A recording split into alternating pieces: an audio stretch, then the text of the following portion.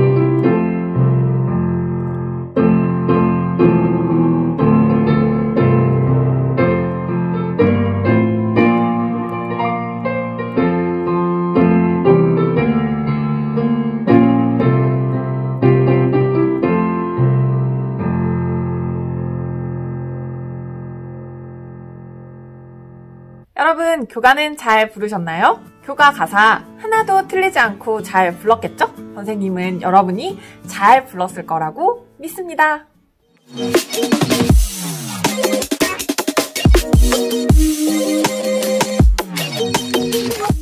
오늘 3차 시에는요, 민요에 대해서 배울 겁니다. 여러분, 우리나라 민요 많이 알고 계시나요? 중학교 때 민요에 대해서 들어봤을 텐데요. 우리 고등학교 때도 크게 다르지 않아요. 우리 교과서 44페이지부터는요, 민요에 대한 내용이 나옵니다. 민요가 무엇인지, 민요는 어떻게 불러야 하는지 각 지역별로 특징들이 다양합니다.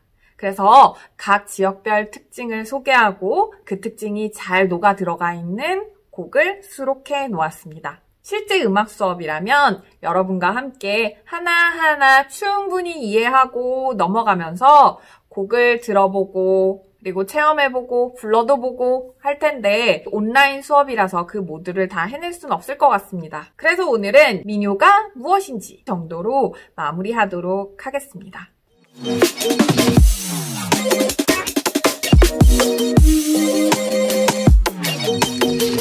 이 그림을 보면서 뭐가 떠오르십니까? 모내기를 하고 있는 모습이네요. 이 모내기를 할 때 얼마나 고됐겠어요. 지금이야 농기계로 쫙 깔아버릴 수 있지만 예전에는 사람이 허리를 굽혀서 한 땀 한 땀 하나하나 심었어야 된단 말이죠. 그러면 얼마나 허리도 아프고 힘도 들고 그만하고 싶고 막 그러겠죠. 그러면 사람들이 그것을 잊기 위해 노래를 부르기 시작합니다.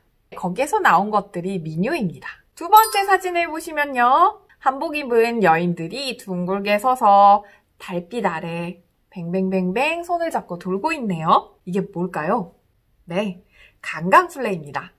강강술래설을 아십니까? 임진왜란 때 적보다 훨씬 더 군사의 수가 많아 보이게 하기 위해 여인들이 손에 손을 잡고 빙빙빙빙 돌았다는 설이 있습니다. 강강술래 하면 항상 이순신 장군과 연결해서 생각을 하게 되는 것 같아요. 여러분도 그 생각이 드십니까? 세 번째 그림을 보시면 아기가 엄마의 품속에서 잘 자고 있네요. 아기를 재울 때 여러분 어떤 노래를 많이 부르던가요? 자장가 하면 여러 종류의 것들이 있어요. 서양 음악에도 자장가 많이 나와 있는데요. 우리나라 어머님들이 아이들을 재울 때 안고 이렇게 토닥토닥 하면서 자장 자장 우리 애기 잘도 잔다 우리 애기 이것도 다 민요입니다. 민요가 되게 멀리 떨어져 있는 건 아니에요. 우리 생활 속에도 있고요. 역사적인 사건 안에도 있고요. 일터에도 있고요. 우리 민요가 우리 조상들의 삶 속에 녹아져 있었고요. 그게 계속 전래되어서 우리의 삶 속에도 아직까지 남아있는 경우가 많습니다.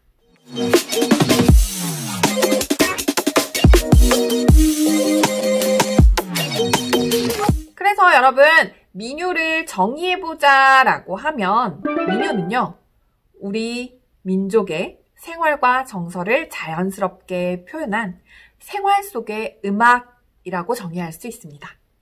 여러분, 민요는요, 어떻게 전래될까요? 물론 여러분 지금은 음악책에 오선보로 막 기보가 되어 있죠. 그때도 오선보를 썼을까요? 예전에도? 오선보 당연히 없었어요. 예전에 정간보 뭐 이런 것들이 있기는 했지만 궁중음악들을 기록하기 위한 것들이었고요. 민요, 그러니까 서민들의 음악은 따로 기보하지 않았어요. 그럼 이건 어떻게 전래되었을까요? 네, 입에서 입으로 전래됩니다. 그래서 구전음악이라는 얘기를 들어보셨나요? 입에서 입으로 전달되는 것들을 구전이라고 합니다. 우리 할머니가 이렇게 불렀었어. 우리 할아버지가 이렇게 불렀었어. 우리 엄마가 이렇게 불렀어. 우리 아빠가 이렇게 불렀어. 옆집 할머니가 이렇게 부르대 하면서 자연스럽게 익히고 입으로 전래되어 온 노래입니다.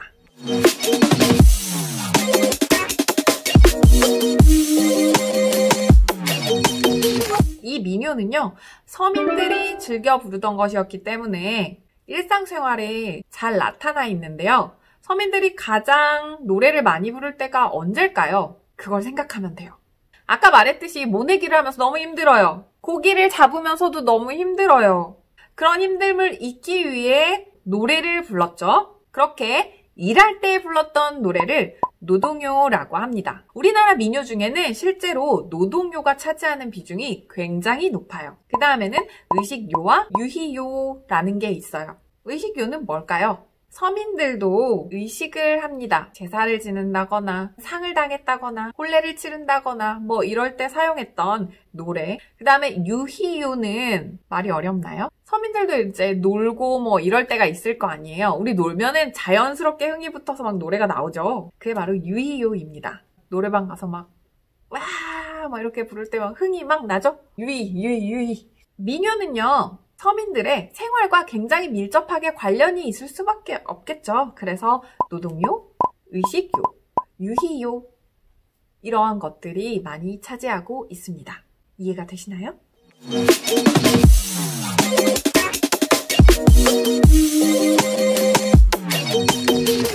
우리 민요를 이번에는 분류해 보도록 하겠습니다. 민요를 어떻게 분류해요? 분류하는 방법이 몇 가지가 있는데요. 첫 번째는 전문성에 의해서 분류를 합니다.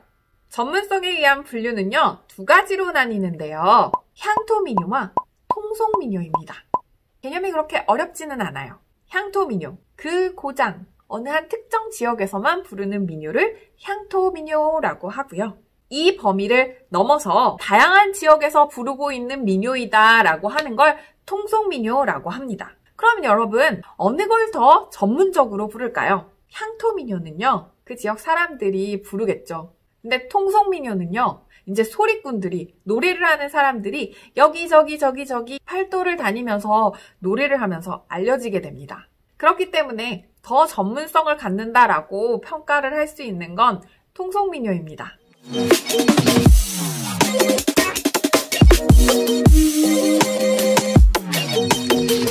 두 번째 구분은요, 지역에 따른 구분이 있습니다. 지역에 따른 구분은요, 북한까지 포함을 해서 5가지로 나눕니다. 첫 번째, 경기민요고요. 두 번째, 서도민요. 세 번째, 동부민요. 네 번째, 남도민요. 다섯 번째, 제주민요. 이렇게 5가지로 분류합니다. 이 구분은 어떤 지역에서 나타나는 그 민요들의 특징이 비슷해요.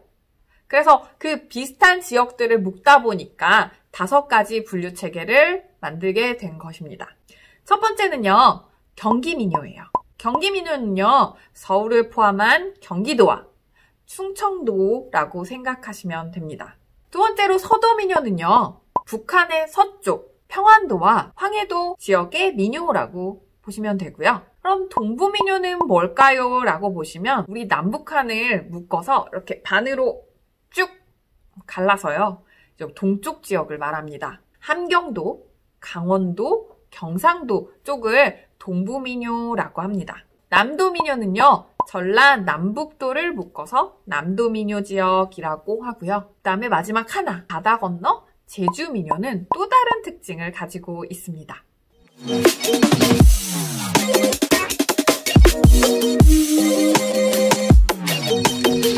우리 민요를 아까 지역별로 구분해 보았는데요. 그 지역별로 구분하는 기준이 되는 게 있어요.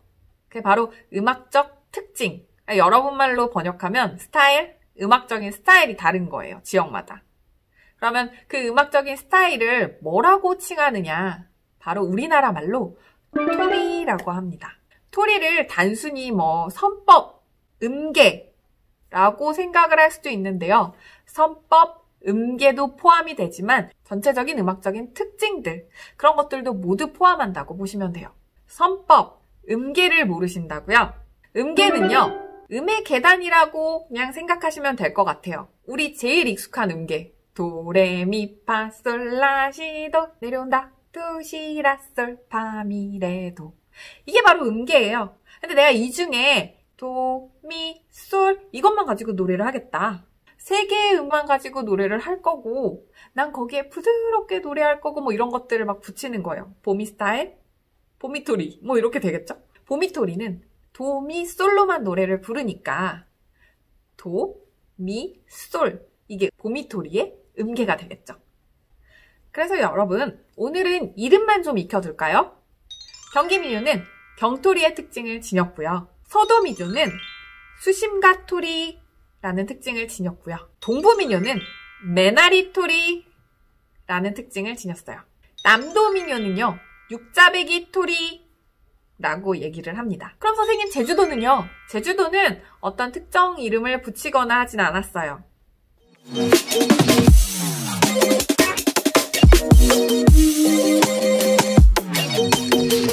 여러분, 민요가 기보되지 않는다고 했죠. 그래서 민요를 전수할 때는 입에서 입으로 전수한다고 했습니다. 그럼 선생님, 우리 책에 나와 있는 이 악보는 뭐예요? 음을 듣고 대략적으로 그냥 이거는 한 이 정도 음이겠다 라고 하고 기록한 거예요. 그래서 우리나라 음악은 악보대로 부를 필요가 없어요. 여러분 거기에다가 뭔가 여러분의 어떤 feel을 잔뜩 넣어서 부를 수 있어도 좋습니다. 민요 발성은 어떻게 불러야 되느냐? 서양 음악에서는 벨칸토 창법이라 그래서 두성을 써서 올린다거나 부드러운 소리를 내라고 하는데 민요 발성은 말하는 소리로 노래를 한다라고 생각하면 되겠습니다. 그래서 소리꾼들 보면은 목이 많이 막 쉬어 있잖아요. 이 사람들이 성대를 계속 쓰니까 성대가 이렇게 막 상처가 난다고 하더라고요. 그럼 그 상처가 아물고 하면서 굳은 살이 된대요. 그래서 성대를 튼튼하게 만들어서 부르는 거라서 우리가 사실 잘못 따라하면 막 이렇게 목이 많이 아프고 힘든 경우가 많은 것 같아요. 여러분은 항상 노래를 하거나 뭘 하거나 목이 지금 다치면 안 되는 시기이기도 하고 엄청 무리하거나 이러진 않았으면 좋겠습니다.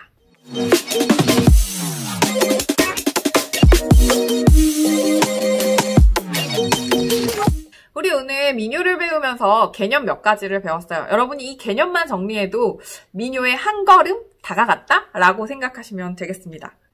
첫 번째 개념, 민요는요. 서민들이 불렀던 노래다. 농사 짓고 산에서 약초 캐고 고기 잡고 이런 사람들이 부르던 노래이기 때문에 일상생활과 연계가 많이 되어 있는 그런 음악이다 라고 정리를 하시면 되고요. 우리 개념 중에 통속민요, 향토민요의 개념을 배웠어요. 향토민요는 그 지역만 부르는 민요라고 보시면 되고 통속민요는 그 지역을 벗어나서 이제 여러 지역에서 부르는 거다라고 이해를 하면 되겠죠?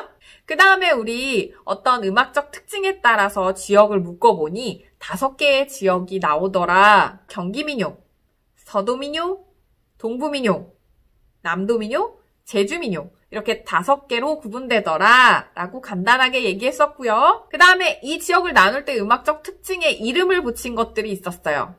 경기민요는 경토리, 서도민요는 수심가토리, 동부민요는 메나리토리, 남도민요는 육자배기토리.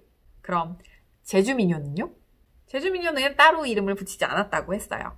우리 토리의 개념도 그래서 익히도록 했죠. 토리는 어떤 음계, 음의 계단, 음계를 포함한 음악적인 특징 전부라고 보시면 돼요.